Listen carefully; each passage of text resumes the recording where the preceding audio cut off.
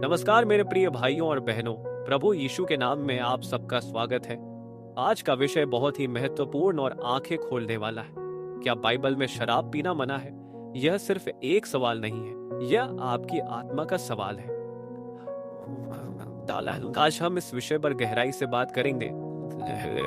कोई कहता है थोड़ी सी पीने में क्या बुरा है, कोई कहता है यीशु ने भी तो शराब बनाई थी। लेकिन सच्चाई क्या है? क्या बाइबल वाकई शराब के विरुद्ध है? क्या परमेश्वर का वचन हमें मना करता है? आज हम बाइबल की रोशनी में इस सच्चाई को जानेंगे।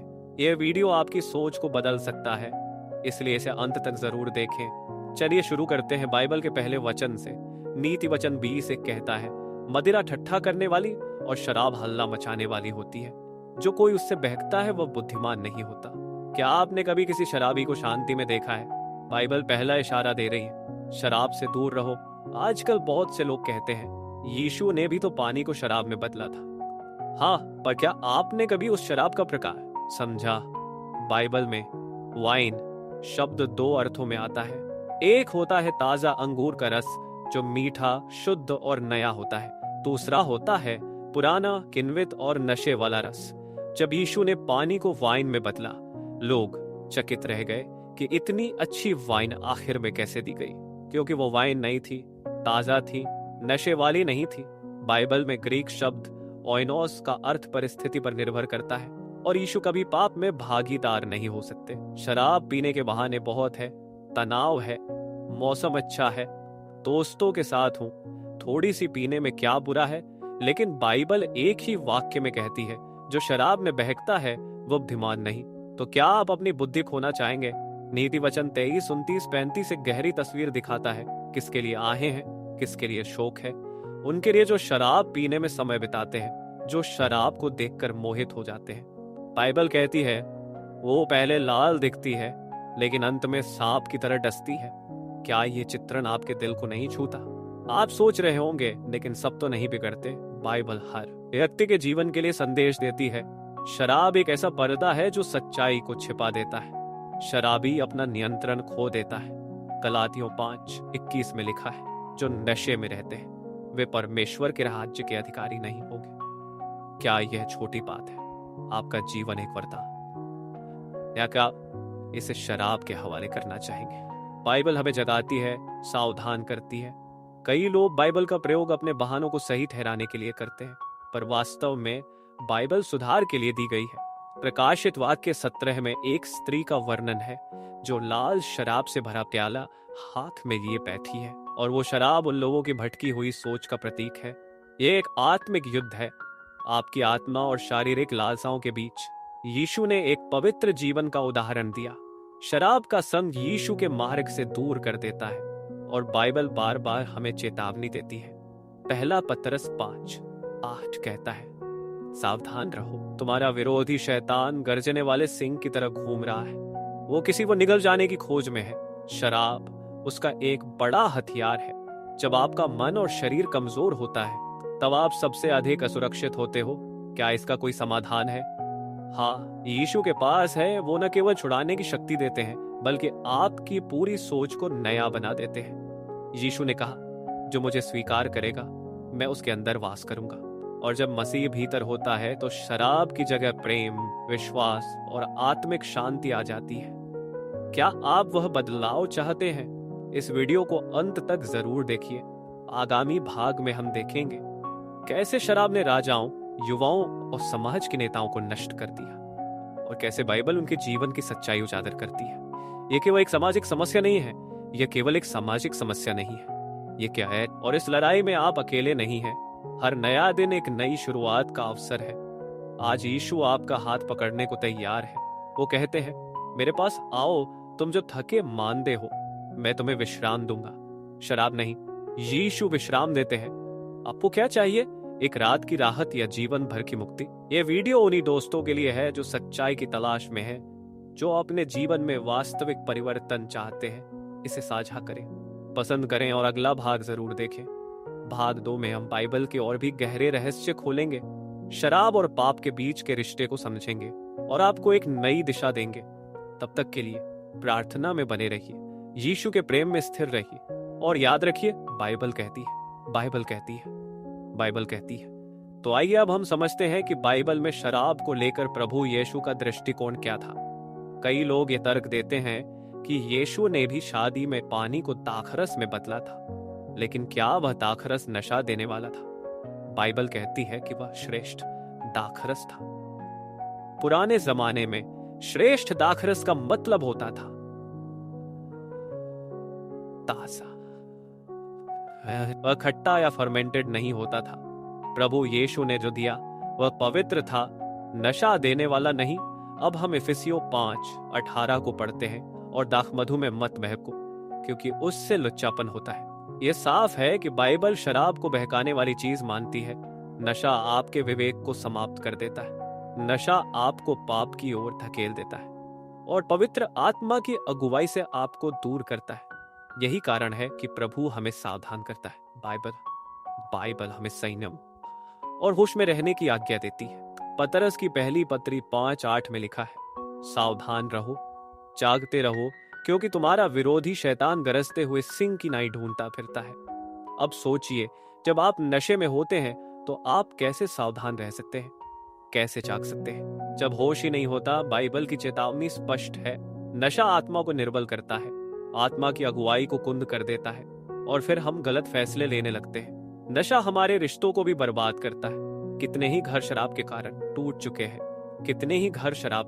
चुके हैं, कितनी ही माताएं हर रात अपने शराबी पति के लिए आंसू बहाती है। कितने ही बच्चे डर और भय में जीते हैं, क्योंकि पिता नशे में होश खो बैठते हैं। क्या यह प्रभु की इच्छा है? हरगिज नहीं। बाइबल कहती है, तुम्हारा शरीर पवित्र आत्मा का मंदिर है। जब हम शराब पीते हैं तो क्या हम उस मंदिर को अपवित्र नहीं करते? क्या हम अपने शरीर के साथ अन्याय नहीं करते? 1 कुरिन्थियों 10:31 कहती है, इसलिए तुम चाहे खाओ, चाहे पियो, चाहे जो कुछ करो, सब कुछ परमेश्वर की महिमा के लिए करो। क्या शराब पीना परमेश्वर की महिमा के लिए है? नहीं, कभी नहीं। शराब आपको शारीरिक, मानसिक और आत्मिक रूप से क्षति पहुंचाती है। प्रभु यीशु ने हमें पवित्र जीवन जीने के लिए बुलाया है, न कि ऐसी चीजों में लिप्त होने के लिए जो हमें गिरा दे।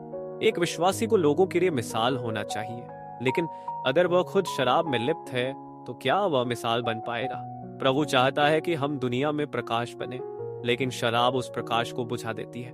प्रेरितों के काम में हम पढ़ते हैं कि पवित्र आत्मा से भरना जरूरी है, लेकिन शराब उस भराव की जगह ले लेती है। इसीलिए इफिसियों 5:18 कहता है, बल्कि आत्मा से भरते जाओ। प्रभु की उपस्थिति शराब से नहीं, आत्मा से आती है। शराब क्षणिक आनंद देती है, परंतु अनंत काल की हानि पहुंचाती है।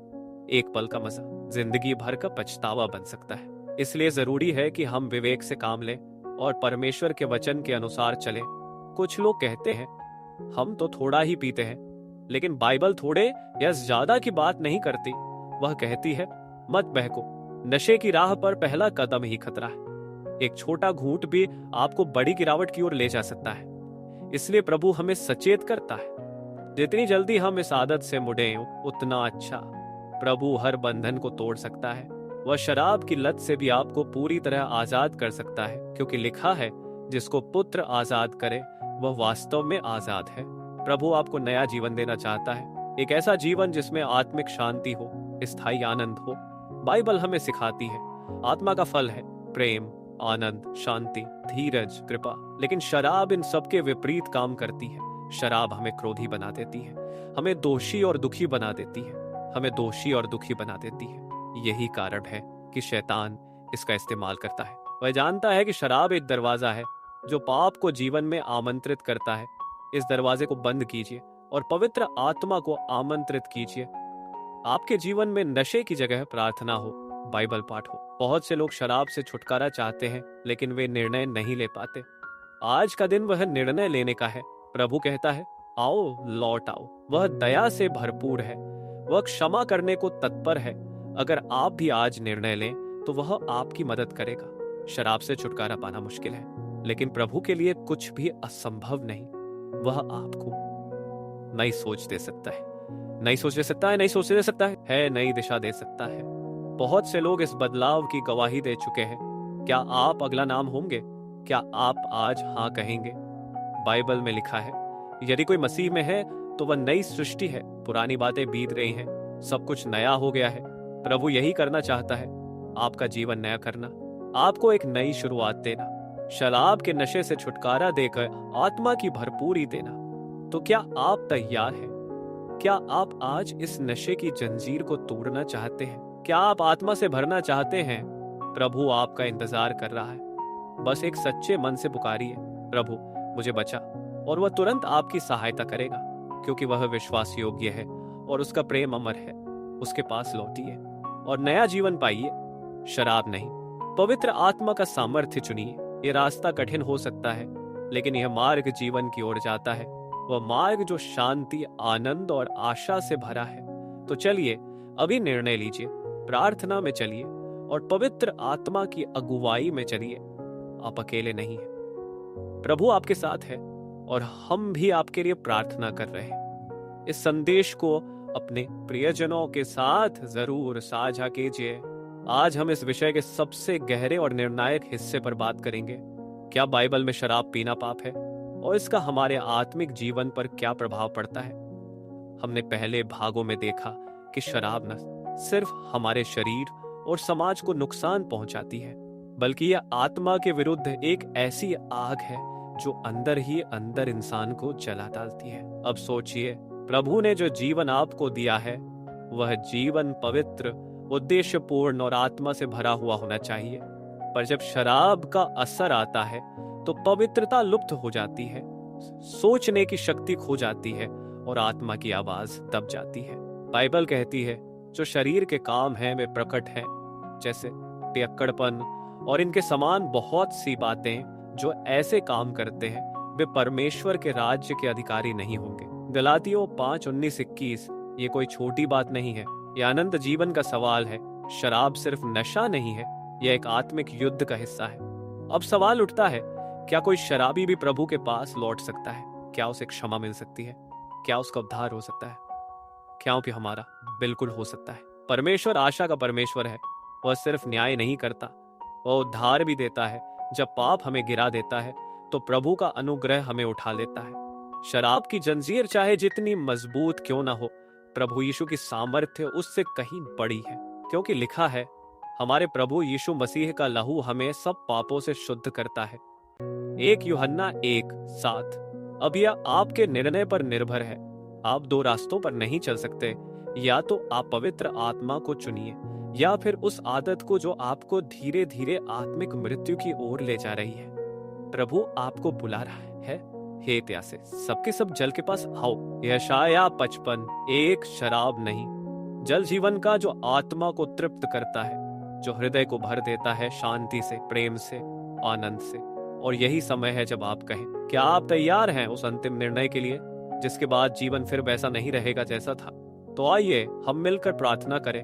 हे स्वर्गीय पिता, मैं मानता हूं कि मैंने शराब के जरिए अपने शरीर, अपने आत्मा और अपने संबंधों को नुकसान पहुंचाया है।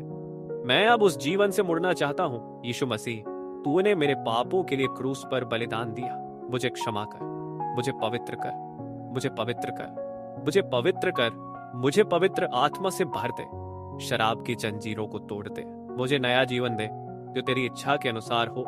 मैं आज तुझ पर विश्वास करता हूं और अपना जीवन तुझे समर्पित करता हूं। यीशु के नाम में मैं प्रार्थना करता हूं, आमीन। अगर आपने ये प्रार्थना सच्चे दिल से की तो जान लीजिए प्रभु ने आपकी पुकार सुनी है। वह अब आपके साथ है। अब आप अकेले नहीं, अब आप एक नई यात्रा पर हैं जिसमें नशा नहीं बल्कि आत्मा की अगुवाई होगी। शैतान आपको गिराने की कोशिश करेगा, लेकिन प्रभु हर बार आपको थाम लेगा। आपको जरूरत है बस दृढ़ रहने की, हर रोज प्रभु के वचन में समय बिताने की, प्रार्थना करने की और उस संगति में रहने की जहां आत्मिक उन्नति हो, न कि गिरावट। याद रखिए, आपका जीवन एक गवाही है। लाखों लोग देख रहे हैं, आपके बदलाव से किसी और का जीवन बदल सकता है। तो आइए, शराब नहीं, यीशु का प्रेम चुनिए। आप आत्मा में भरिए, शांति में चलिए और उद्धार के मार्ग पर दृढ़ रहिए। इस वीडियो को अपने दोस्तों, परिवार और हर उस व्यक्ति के साथ जरूर शेयर कीजिए जो इस बंधन में है या इससे जूझ रहा है। शायद इसी वीडियो के जरिए कोई आत्मा बच जाए। यदि आप चाहते हैं कि हम आपके लिए व्यक्तिगत प्रार्थना करें तो कमेंट में प्रार्थना करें लिख भेजिए। हम आपकी आत्मा के लिए प्रार्थना करेंगे। और अगर ये संदेश आपके दिल को छू गया है तो इस चैनल को सब्सक्राइब करें, ताकि हम हर सप्ताह आपको आत्मिक मार्गदर्शन दे सकें। याद रखिए, शराब नहीं, पवित्र आत्मा ही है जो सच्चा सुकून देता है। यीशु ही है जो स्थायी आनंद देता है, और वही है जो आपको आजाद कर सकता है। प्रभु आपको आशीष दे, आपको मजबूत बनाए और हर दिन आपके साथ चले। जय मसीह की।